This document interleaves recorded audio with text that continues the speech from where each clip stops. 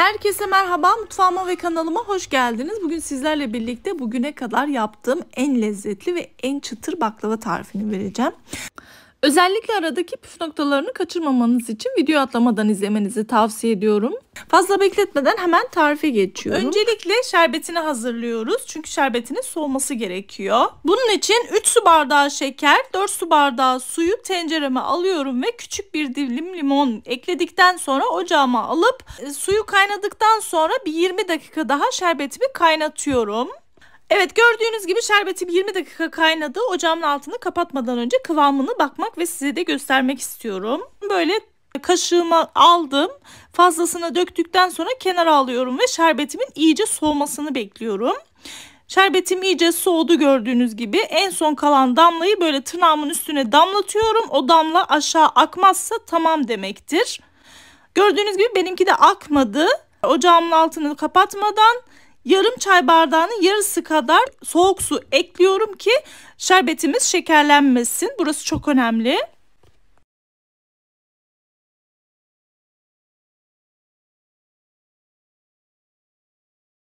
Evet, bu aşamadan sonra artık şerbetimin altını kapatıyorum ve kenara alıp şerbetimin iyice soğumasını bekliyorum.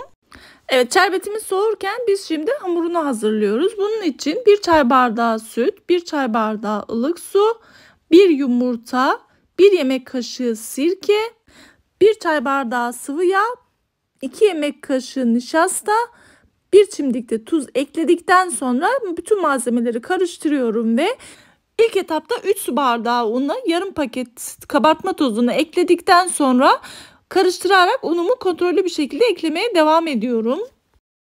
Hamurumuzun kıvamı ele yapışan ve kulak memesinden bir tık yumuşak bir hamur olması gerekiyor. Burası çok önemli.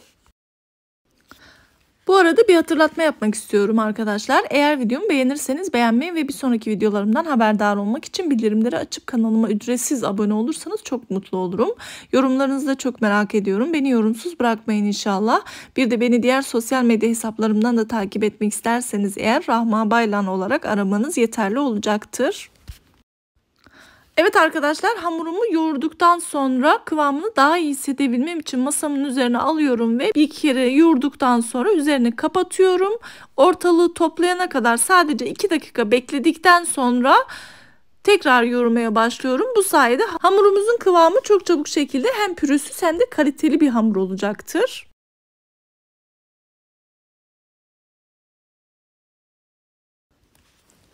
Evet, hamurumu güzelce yoğurdum. Bu aşamadan sonra hamur kesme aletiyle bu şekilde parçalara bölüyorum.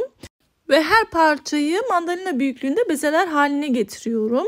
Benim tepsimin boyutuna göre toplamda ben 14 tane beze oluşturdum. Evet, yaptığım bezeleri nişasta serptiğim tepsime yerleştiriyorum ve hiç beklemeden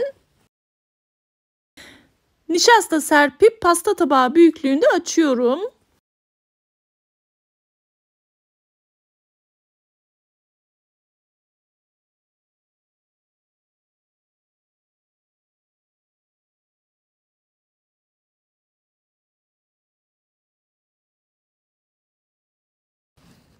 Evet, bu aşamada açtığım her yufkayı aralarına nişasta serperek geniş bir tepsiye diziyorum.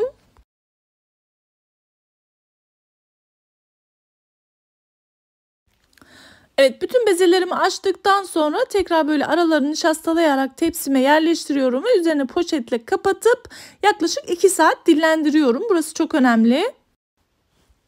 Evet arkadaşlar, 2 saatin sonunda hamurlarım gayet güzel dinlendi. Şimdi oklava yardımıyla incecik olana kadar açmaya devam ediyorum. İlk etapta hem ön tarafını hem de arka tarafını bolca nişastalıyoruz. Daha sonra kesinlikle nişasta serpmeyeceğiz. Burası çok önemli.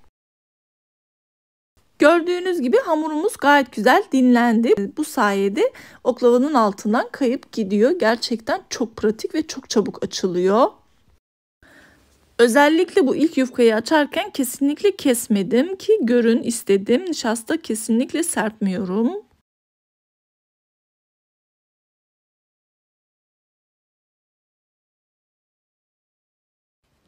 Hamuru açarken özellikle ellerimizi kenarlarına çalıştıralım. Bu sayede kenarları çok kalın olmayacaktır. Ortası zaten her halükarda açılıyor, görüyorsunuz.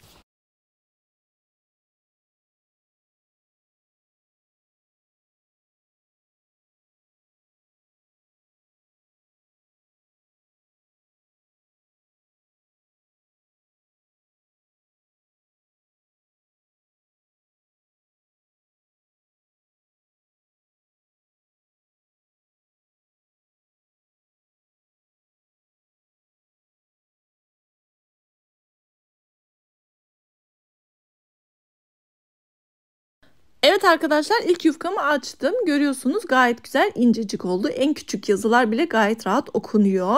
Şimdi kenarlarını rulet yardımıyla kesiyorum. O parçalar kesinlikle ziyan olmuyor. Daha sonra tekrar kullanacağım. Bu aşamada uç tarafları kalınsa eğer böyle oklavayla ezerek açabilirsiniz. Çok çabuk açılıyor zaten. Daha sonra hem baş tarafını hem uç tarafını ortaya getiriyorum ve incecik çekmiş olduğum cevizimi baş tarafına serpiyorum gördüğünüz gibi.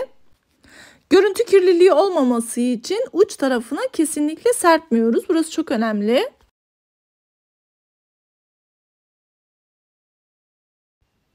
Evet, cevizimi serptim. Şimdi en ince oklavamı alıyorum ve bu şekilde sarıyorum. Sararken gayet gevşek sarıyoruz arkadaşlar. Çok sıkı sarmıyoruz.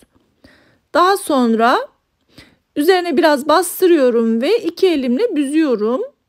Ve büzmüş olduğum tatlımı tepsime bu şekilde yerleştiriyorum. Burada kızım da bana yardım ediyor, görüyorsunuz.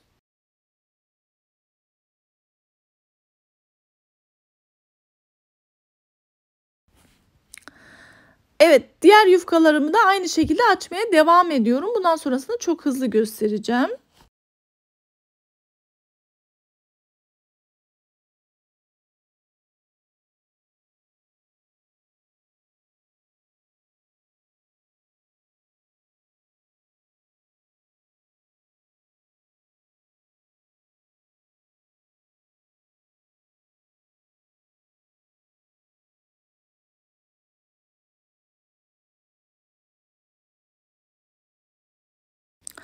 Evet, kenardan kesmiş olduğum parçaları bu şekilde yan yana dizerek böyle bastırdım. Daha sonra oklavayla tekrar açtım. Aynı şekilde şekil ve tekrar tepsime dizdim.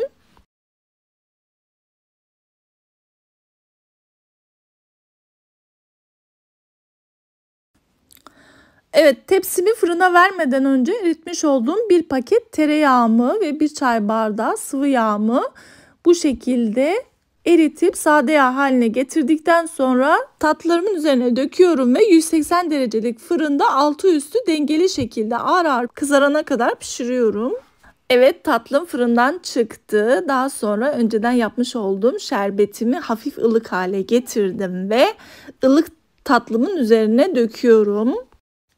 Burası çok önemli. Tatlınızı ne kadar güzel yaparsanız yapın, şerbetini tutturamazsanız eğer o tatlı çöp olur. O yüzden hem tatlı hem de şerbetin ılık olması gerekiyor. Evet, şerbetimin tamamını döktükten sonra tatlım soğudu. Şimdi süslemesini yapıyorum. Evet arkadaşlar, gördüğünüz gibi tatlım şerbetini gayet güzel çekti. Bu şekilde sunum yaptım. Şimdi size de göstermek istiyorum. Bu aşamada hem iç dokusunu görmenizi hem de çıtırlığını duymanızı istiyorum.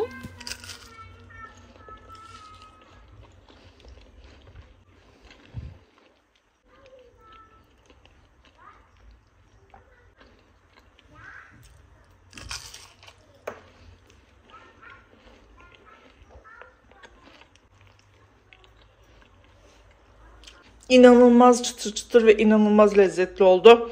Emin olabilirsiniz diyorum. Bir sonraki yeni ve farklı tariflerimde görüşmek üzere. Allah'a emanet olun. Hoşça kalın.